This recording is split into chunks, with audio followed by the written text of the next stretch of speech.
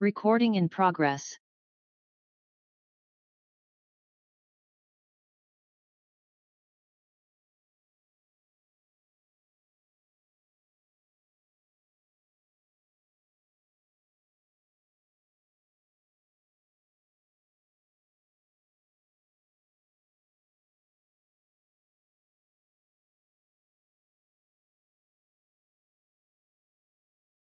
Sir mike mute है।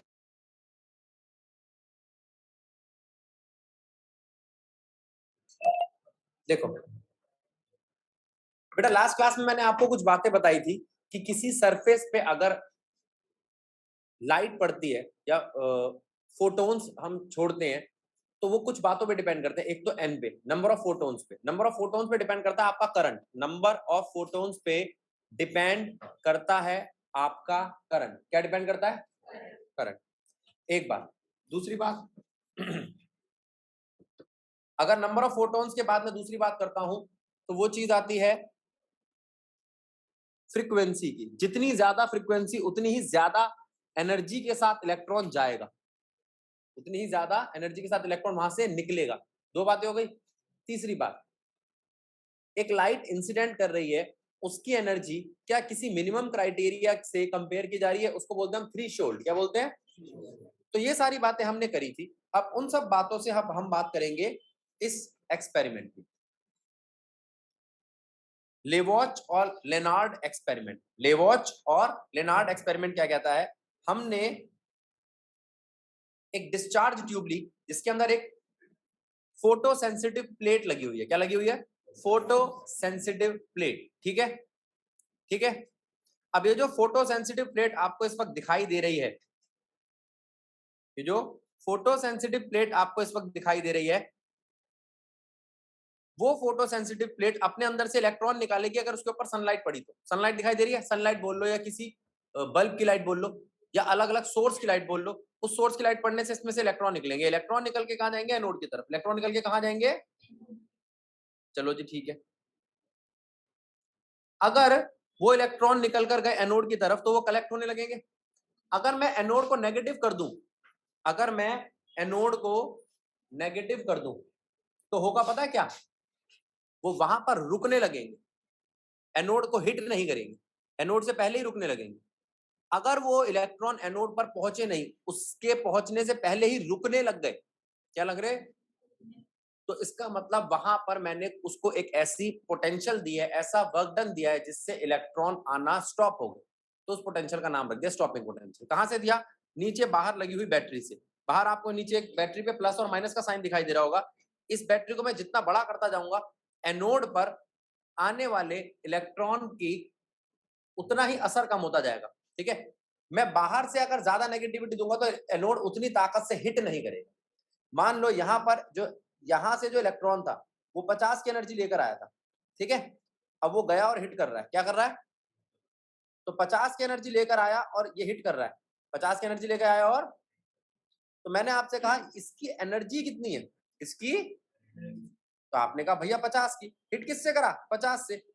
अच्छा जी, अगर मैं यहाँ पर एनोड पे एक एनर्जी पैदा कर दूं नेगेटिव, मतलब इसको रिपेल करने वाली एनर्जी 10 की, तो किससे हिट करेगा? 40 से। अच्छा 20 की कर दूं तो किससे हिट करेगा? अच्छा मैं 50 की कर दूं तो हिट ही नहीं करेगा, रुक जाएगा। इससे मुझे पता है क्या पता चला? इससे मुझे ये पता नहीं चला कि कितने में हिट नहीं कर रहा, उल्टा पता चल गया कि किससे आ रहा था। क्यों? मुझे ये थोड़ी पता है कि इलेक्ट्रॉन किस एनर्जी से आता है, बहुत छोटी सी चीज है, मैं कैसे पता लगाऊं? तो हमने उल्टे तरीके से पता लगा। हमने क्या किया? हमने कहा इलेक्ट्रॉन किससे आ रहा पता नहीं, इलेक्ट्रॉन स्टॉप कितने में हो जाएगा वो पता है। तो ठीक है भाई, तू स्टॉप का पता लगा ले, उसी को हम बराबर कर देंगे। क्या कर देंगे? क्या ये बात समझ में? क्या कंसेप्ट बना? ठीक है। अब आने की एनर्जी कितनी थी भैया? आने की एनर्जी थी 250। तो रोकने के लिए कितने चाहिए? -250। तो मैं यहां पर नेगेटिव कितनी पोलैरिटी पैदा करूं, कितना वर्क डन करूं उस पे? 250 का। या फिर यूं कहो कि मैंने यहां पर पैदा किया 80 का और ये रुक गया, तो इसका मतलब आने की एनर्जी 80। तो इसका मतलब ये हो गया जो आने की एनर्जी। अब आप बताओ, कोई चीज चलकर आती है तो कौन सी एनर्जी होती है? काइनेटिक। Kinetic energy. ठीक है, तो वो जो काइनेटिक एनर्जी किसके डायरेक्टली प्रोपोर्शनल है? इस स्टॉपिंग पोटेंशियल। किसके?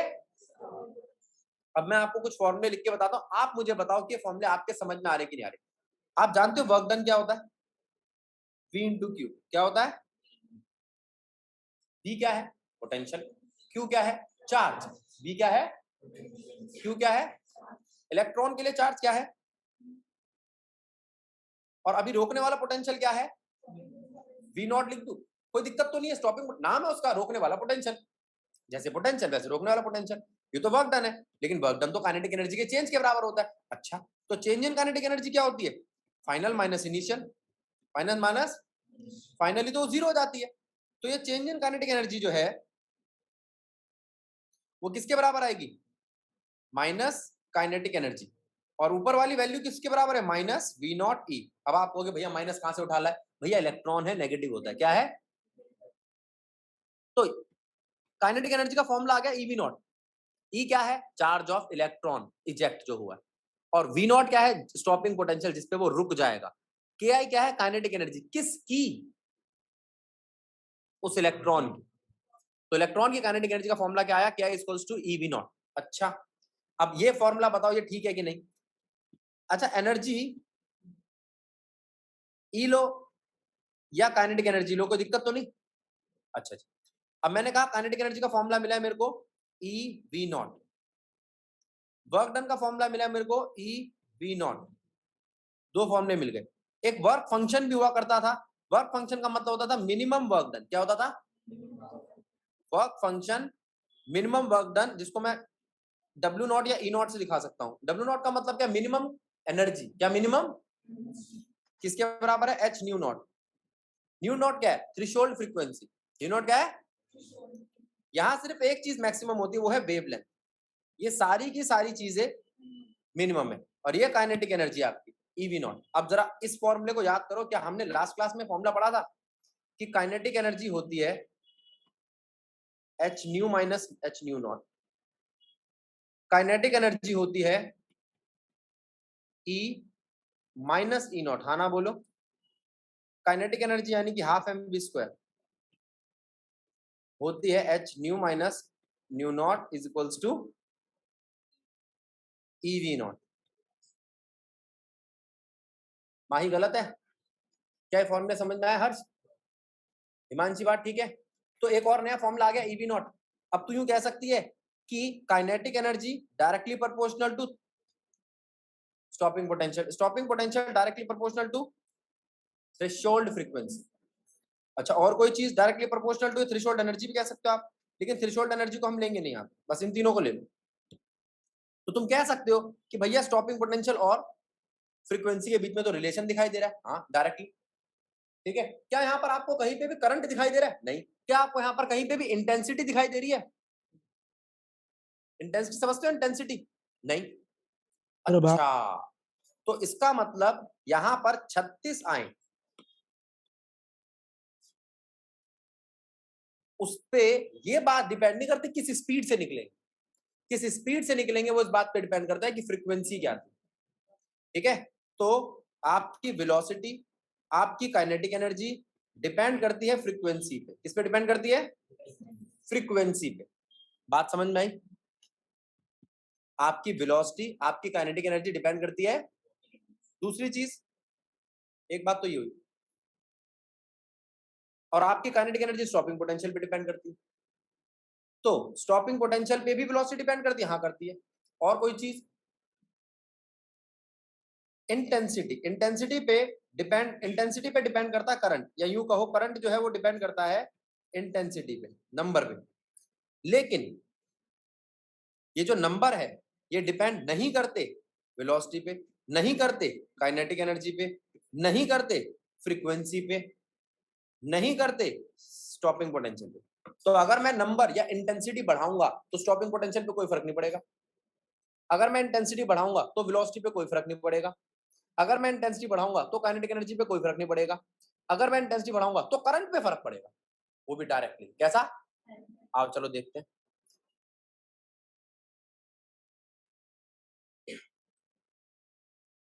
ये वही बातें जो भी समझाइए।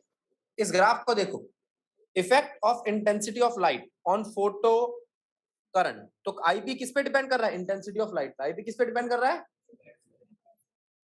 ठीक है।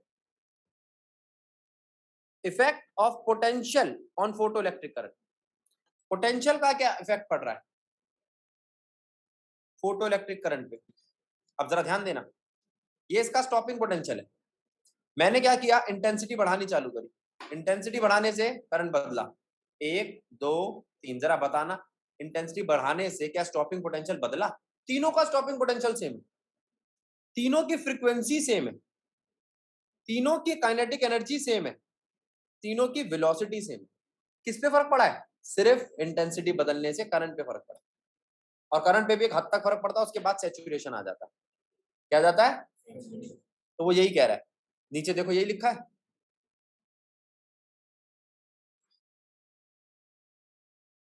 इधर आना जरा। अब मैंने क्या किया, मैंने कहा भैया काम करता हूं, चलो ठीक है फ्रीक्वेंसी बदल के देख लेते हैं। फ्रीक्वेंसी बदलते ही आपके सारे स्टॉपिंग पोटेंशियल बदल गए, आपकी वेलोसिटियां भी बदल गई, काइनेटिक एनर्जी भी बदल गई, ठीक है। लेकिन करंट में कोई बदलाव नहीं आया, इंटेंसिटी में कोई बदलाव नहीं आया। देख लो तीनों ग्राफ एक ही पॉइंट पे जाके मिल रहे हैं। तो फ्रीक्वेंसी चेंज करने से स्टॉपिंग पोटेंशियल पे फर्क पड़ता है, इंटेंसिटी पे नहीं। साइमा बात ठीक है? ठीक है। अब इसके बाद बारी आती है स्टॉपिंग पोटेंशियल का रिलेशन।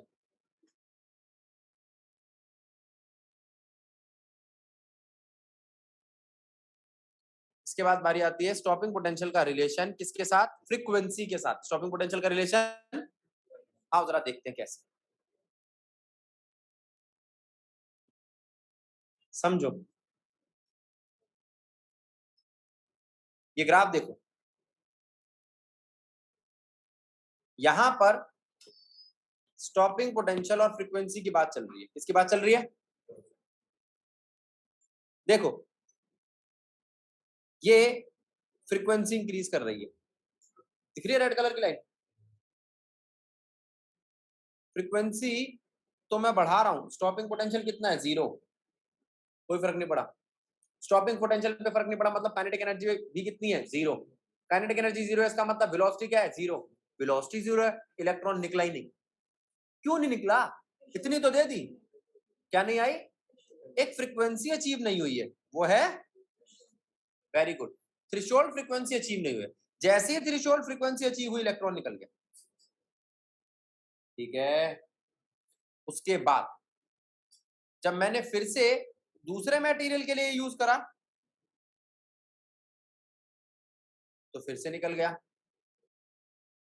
लेकिन कर्व दोनों का सेम है, मेटल ए और बी के लिए कर्व अलग अलग नहीं है। Recording in progress. अब जरा ये देखो, ये जो 4 बातें लिखी है ना, इसको हम कहते हैं आइंस्टीन के 4 लॉस। ये चारों लॉ हमने पढ़ रखे, मैं एक एक करके पढ़ाऊंगा, आप कहोगे हाँ ये हमें पता है। तो कह रहा है इन ग्राफ से हमें पता चलता है जो स्टॉपिंग पोटेंशियल है वो वेरी करता है लीनियरली फ्रीक्वेंसी के साथ, यानी कि फ्रीक्वेंसी पे डिपेंड करता है। हाँ ये हम बता चुके हैं, ठीक है। और ये इस बात पे भी डिपेंड करता है कि फोटो सेंसिटिव मटेरियल का नेचर कैसा है। किस पे डिपेंड करता है? दूसरा, there exist a certain minimum cut off frequency. यहां पर एक मिनिमम कट ऑफ फ्रीक्वेंसी भी एग्जिस्ट करती है, nu naught, for which stopping potential is 0, जिसके लिए स्टॉपिंग पोटेंशियल क्या है? लगभग 0, ठीक है।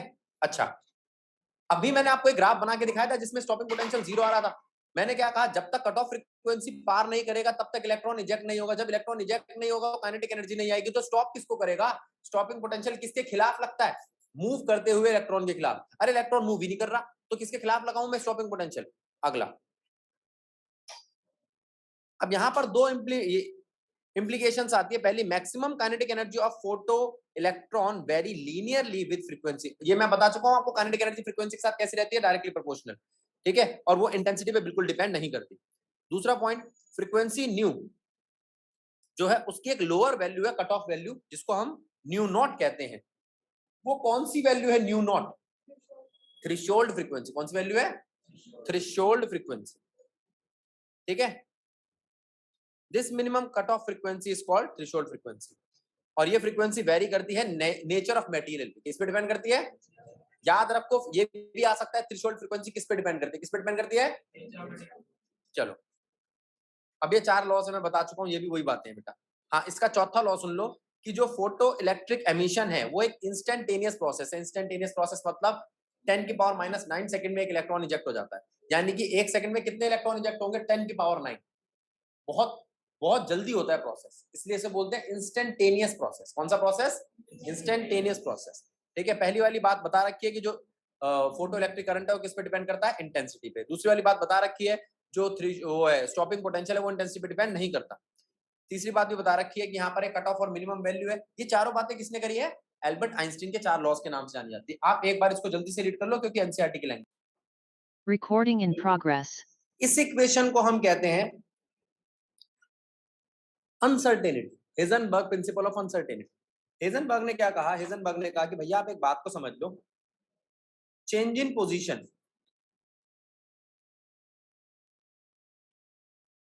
और चेंज इन मोमेंटम एक कांस्टेंट के इक्वल है। और वो कांस्टेंट क्या है? h अपॉन में 4 पाई। चेंज इन पोजीशन और चेंज इन मोमेंटम एक कांस्टेंट के इक्वल है। वो क्या है? h अपॉन में 4 पाई। इस वजह से h अपॉन में 4 पाई, इस वजह से इस इक्वेशन जो हम इक्वेशन लिख रहे हैं इसमें चेंज इन पोजीशन और चेंज इन मोमेंटम साइमल्टेनियसली निकालना पॉसिबल है। अच्छा, अगर मैं यहां पर मोमेंटम को खोल दूं तो क्या मास इनटू वेलोसिटी में खोल सकता हूं? मास को उठा के उधर ले जाना, क्या अभी वो कांस्टेंट बरकरार है? हाँ, क्योंकि मास भी खुद एक कांस्टेंट है। ठीक है, अब बात को समझो। चेंज इन पोजीशन और चेंज इन वेलोसिटी एक साथ मेजर करना सर्टेन नहीं है, अनसर्टेन है। ठीक है, क्योंकि वो किसके इक्वल है? कांस्टेंट।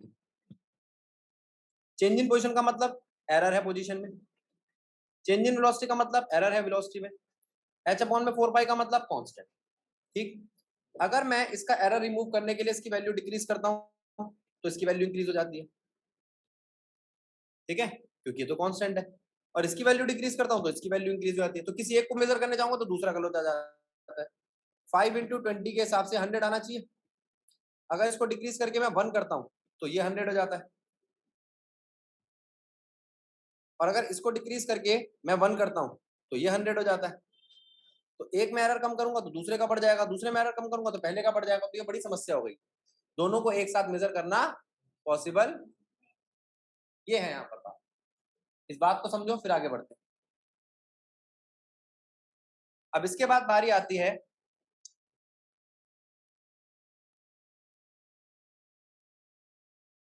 डी ब्रॉगली की इक्वेशन। पहली बात तो ये कि एक टॉपिक है ड्यूअल नेचर, जो चैप्टर पढ़ रहे हैं ड्यूअल नेचर ऑफ मैटर, जिसको डी ब्रॉगली ने इस इक्वेशन से समझाया। मैंने इस चैप्टर के स्टार्टिंग में बताई थी, लैम्डा अपॉन में lambda equals to h upon में p। p क्या है आपका? मोमेंटम। p क्या है? Lambda wavelength. वेवलेंथ और मोमेंटम तो दिखाई दे रहा है। क्या आप ये कह सकते हो कि मोमेंटम है मास इनटू वेलोसिटी? हाँ ना बोलो। Lambda equals to h upon में mv, ये बात ठीक है।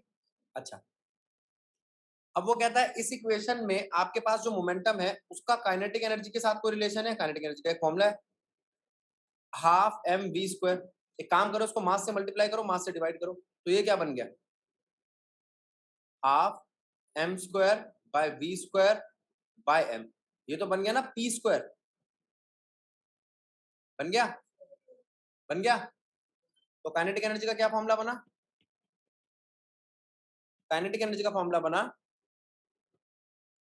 Half P square by M. अब पी की जगह आप ले लिख सकते हो 2 काइनेटिक एनर्जी एम, पुट कर दो तो लैम्डा क्या बन गया? h अपॉन में अंडर रूट ऑफ 2 के एम। कोई गलत बात है क्या?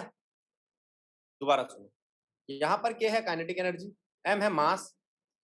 ठीक है, और उन दोनों पे डिपेंड करती है आपकी वेवलेंथ। अब क्वेश्चन आ सकता है भाई मैंने काइनेटिक एनर्जी में इतना चेंज लाया तो वेवलेंथ में क्या चेंज आएगा? मास में चेंज लाया तो वेवलेंथ में क्या चेंज आएगा? या किसी और चीज की वैल्यू के साथ पूछ सकता है, उसमें चेंज आया तो इसमें क्या चेंज आएगा, हो सकता है ना आए, ठीक है। स्टॉपिंग पोटेंशियल में चेंज आया तो बिल्कुल सही, वेरी गुड। स्टॉपिंग पोटेंशियल को आप इस तरीके से लिख सकते हो, under root of 2, kinetic energy को लिख दो EV नॉट, ये लो। तो स्टॉपिंग पोटेंशियल के चेंज आने से भी वेवलेंथ पे चेंज आएगा। ये सारे फॉर्मूले यहाँ पर दिख रहे हैं, देखना जरा। ये आया कहां से, सबसे पहले ये आया वहीं से, ये lambda is equals to H upon में P। तो P को मैंने क्या लिख दिया, अंडर रूट ऑफ 2 KME, ठीक है। अब काइनेटिक एनर्जी को कह रहा है टेम्परेचर के साथ रिलेट कर सकता हूं मैं, 3/2 kBT, लास्ट ईयर पढ़ा था हमने, इसको बोलते हैं KTG, kinetic energy of gases, ठीक है, काइनेटिक थ्योरी ऑफ गैसेस। तो वो कहता है, वहां से हम देखते हैं कि टेम्परेचर के साथ भी इसका एक रिलेशन है इनवर्स, वेलोसिटी के साथ भी इसका एक रिलेशन है इनवर्स। बस यही सारी बातें यहाँ पे टॉपिक, ये वाला टॉपिक समाप्त। आगे अब देखो, वो कहता है काइनेटिक एनर्जी की जगह EV नॉट रख दूं तो आ सकती है वैल्यू, और उसके बाद सारी वैल्यू रख दूं मैं।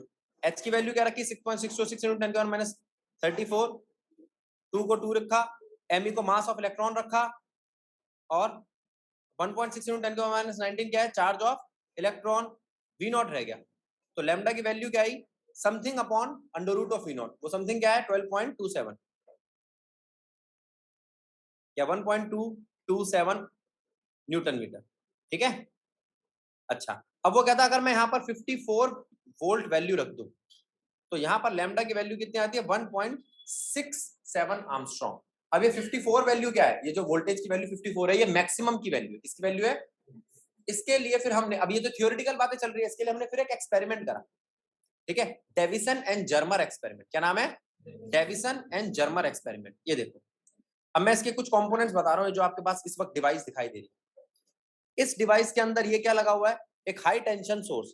हाई टेंशन सोर्स को मैंने किससे जोड़ रखा है, ए नाम के एनोड से, ए नाम के एनोड से। और उसके बाद इस हाई टेंशन सोर्स को मैंने जोड़ दिया फिलामेंट से। किससे जोड़ दिया, फिलामेंट से, फिलामेंट F, ठीक है। अब ये फिलामेंट F लो टेंशन सोर्स से जुड़ा हुआ है, किससे जुड़ा हुआ है। अब ये लो टेंशन सोर्स के फिलामेंट से यहां पर इलेक्ट्रॉन निकलते हैं, और ये हाई टेंशन सोर्स का जो एनोड है उसको एक्सलरेट करता है, क्या करता है, उसको और तेज भगाता है, और हिट करता है टारगेट पे। निकल का टारगेट है, निकल का टारगेट है जिसमें इलेक्ट्रॉन की दो परतों के बीच का डी दिया हुआ है 0.91 आर्मस्ट्रॉन्ग, वो डी डिस्टेंस भी बोल सकते हो। और ये डी हमने, अच्छा अभी वो चैप्टर हमने करा नहीं है, वेव ऑप्टिक्स में देखा जाता है, उसे बोलते हैं डिफ्रैक्शन। क्या बोलते हैं, इलेक्ट्रॉन का डिफ्रैक्ट होकर जाना। डिफ्रैक्ट का मतलब क्या होता है, किसी शार्प एज से अपने आप को मोड़ लेना, bending of light from sharp edge, या बेंडिंग ऑफ मैटर या पार्टिकल या sub atomic particle from sharp edge, नोकीले किनारे से किसी लाइट का मुड़ना। उसकी एक इक्वेशन है, दिखाऊंगा। देखो आ गया ना, डिफ्रैक्टेड इलेक्ट्रॉन बीम, इलेक्ट्रॉन की बीम डिफ्रैक्ट करती है, ये आती है और इस एंगल पे डिफ्रैक्ट करती है, किस एंगल पे, थीटा। अब वो कहता है अगर मैं यहाँ पर एक लाइन खींच दूं तो ये क्या है, फाई, इधर भी है फाई, तो ये है थीटा। अब थीटा का फाई के साथ रिलेशन आ गया, क्या, 2 phi plus theta is equals to 180 degree. आना बोलो, ठीक, आ जाओ। अब उसके बाद वो कहता है एफ क्या है यहाँ पे, फिलामेंट, ए क्या है यहाँ पे, एनोड, एल टी क्या है, लो टेंशन सोर्स, एच टी क्या है, हाई टेंशन सोर्स, और वो डी देखो, अगर इस आपका टारगेट है तो उसके बीच में जो गैप होता है हर इलेक्ट्रॉन के बीच में, वो कितना है, डी 0.91 आर्मस्ट्रॉन्ग। आगे आ जाओ। अब वो कहता है मैंने क्या करा, डिफ्रैक्शन देखा, इंसिडेंट रे को जब मैंने इंसिडेंट किया तो वहां पर 40 वोल्ट पे कितना डिफ्रैक्शन आया, ऐसा, 44 वोल्ट पे कितना आया, थोड़ा सा ऐसा, 50 पे कितना आया, थोड़ा और शार्प, और 54 पे सबसे ज्यादा शार्प। फिर मैंने सोचा और बढ़ाया तो 56 कर देता हूँ या 58 कर देता हूँ, लेकिन फिर वो खराब हो गया। तो सबसे बड़ा किस पे आया, 54 पे। उस पे मैंने एंगल चेक किया, एंगल ऑफ इंसिडेंट कितना था, वो था 50 डिग्री। अगर इससे मैं फाई निकालना चाहूँ तो 25 + 50 इज इक्वल्स टू 180, ये लगाया फॉर्मूला, तो वो कितना आता है आपका, 65 डिग्री। कितना आता है, और यहां से डिफ्रैक्शन का फॉर्मूला लगाया मैंने। ये डिफ्रैक्शन का फॉर्मूला अभी नहीं पता क्योंकि वेव ऑप्टिक्स नहीं पढ़ा है। डिफ्रैक्शन का फॉर्मूला क्या है, lambda equals to 2d sin phi. sin phi कितना है, 65। sin 65 की वैल्यू जानते, क्यों नहीं जानते, sin की हर वैल्यू जानते हम। और d की वैल्यू मैंने बता दिया आपको, निकल के लिए कितने, 0.91 आर्मस्ट्रॉन्ग बोला था ना अभी, और लैम्डा कितना आ गया, 0.166। अरे ये तो बिल्कुल पास है जो थ्योरी में निकाला था, 0.167 आर्मस्ट्रॉन्ग। इसका मतलब वो थ्योरेटिकल जो चीज करी गई थी वो एक्सपेरिमेंटली प्रूफ हो गई, तो वो चीज गलत नहीं थी, ठीक है। 54 वोल्ट के लिए, थीटा 50 के लिए, 565 के लिए लैम्डा होगा 166 और ये मैक्सिमम वैल्यू क्या है ये, और ये वैल्यू लगा दी हमने, देखो। तो कह रहा है जो आपने थियोरेटिकली मेजर किया था ना वो प्रैक्टिकली भी प्रूव हो रहा है, हाँ ना बोलो, ठीक है। यहाँ पे आपका चैप्टर समाप्त।